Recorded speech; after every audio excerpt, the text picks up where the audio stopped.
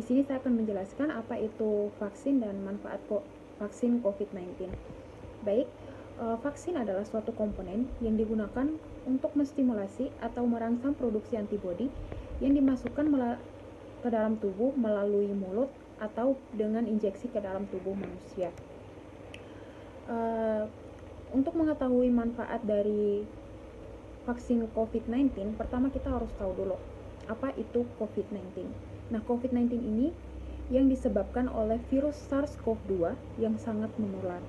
Setelah terinfeksi, komplikasi serius dapat terjadi dan dalam kasus yang parah akan menyebabkan kematian.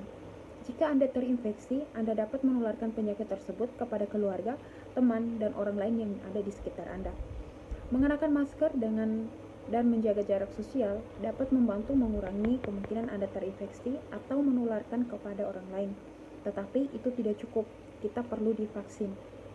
Vaksin akan bekerja secara sinergis dengan sistem kekebalan Anda untuk mempersiapkan sistem kekebalan Anda melawan virus. Bahas sedikit terkait vaksin COVID-19 itu aman nggak sih buat ibu hamil dan ibu menyusui? Di sini karena masih ada beberapa ibu yang takut untuk divaksin karena ada beberapa hoax yang beredar. Kemudian karena ibu itu memiliki sistem imun yang lebih rendah, kemudian maka akan diperlukan upaya untuk memberikan vaksinasi COVID-19 bagi ibu hamil. Upaya itu sendiri sudah direkomendasikan oleh Komite Penasihat Ahli Imunisasi Nasional. Pelaksanaan vaksinasi bagi ibu hamil ini menggunakan 3 jenis vaksin, yaitu vaksin mRNA Pfizer, Moderna, dan juga Sinovac. Nah, karena untuk pemberiannya itu sendiri berada pada trimester kedua kehamilan, untuk pemberian dosis kedua dilakukan sesuai dengan interval dari jenis vaksinnya itu sendiri. Kemudian untuk syarat vaksin ibu hamil menurut surat edaran Kemenkes tahun 2021, ibu hamil yang memiliki tekanan darah di atas 140/90 mmHg tidak dianjurkan untuk melakukan vaksinasi COVID-19 dan dirujuk ke rumah sakit. Nah, yang kedua, ibu hamil yang memiliki gejala seperti kaki bengkak, sakit kepala, nyeri ulu hati, pandangan yang kabur, atau akan ditinjau ulang untuk menerima vaksinasi dan dirujuk ke rumah sakit.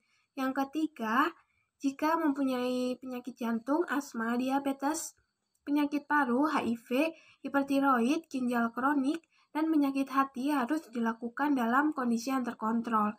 Kemudian yang keempat, jika mengidap penyakit autoimun harus dalam kondisi yang terkontrol dan dapat persetujuan dari dokter. Kemudian yang kelima, jika memiliki riwayat alergi berat harus mendapatkan pemantauan khusus apabila telah mendapatkan vaksinasi untuk mengantisipasi munculnya efek samping. Kemudian yang keenam atau yang terakhir, jika ibu hamil sedang mendapatkan pengobatan untuk gangguan pembekuan darah, kelainan darah, defisiensi imun, penerimaan transfusi darah, mendapatkan pengobatan kortikosteroid atau kemoterapi, maka vaksinasi akan ditunda dan ibu hamil dirujuk ke rumah sakit. Kemudian vaksinasi terhadap lansia. Perlu kita ketahui bahwa lansia merupakan seseorang yang berusia di atas 60 tahun. Lansia adalah klasifikasi umur pada manusia yang telah mencapai fase akhir dalam kehidupan. Kelompok yang diklasifikasikan lansia ini umumnya akan mengalami suatu proses yang disebut dengan aging process atau proses menjadi tua. Proses menjadi tua ini akan terus terjadi dan akan mengalami beberapa perubahan morfologi yang berpengaruh terhadap salah satunya pada fungsi sistem pernafasan.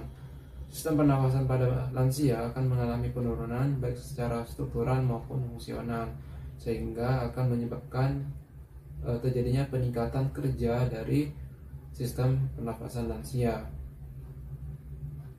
Hal ini juga berkaitan atau berhubungan dengan kemampuan yang menurun saat lainnya seperti kelainan jantung, kemudian infeksi bakteri atau virus, kemudian tersumbatnya jalan nafas.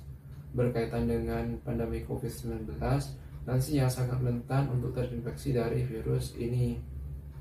Hal ini dibuktikan dengan meningkatnya atau tingginya kasus pada pasien lansia yang terinfeksi COVID-19 sejak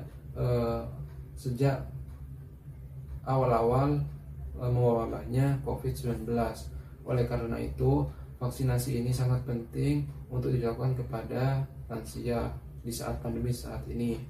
Namun ada beberapa hal yang perlu diperhatikan sebelum dilakukan vaksinasi, seperti lansia tersebut tidak memiliki penyakit seperti hipertensi, serangan jantung, gagal jantung, penyakit paru kronis, kemudian asma, diabetes, kanker, nyeri dada, nyeri dada, kemudian nyeri sendi, dan penyakit ginjal.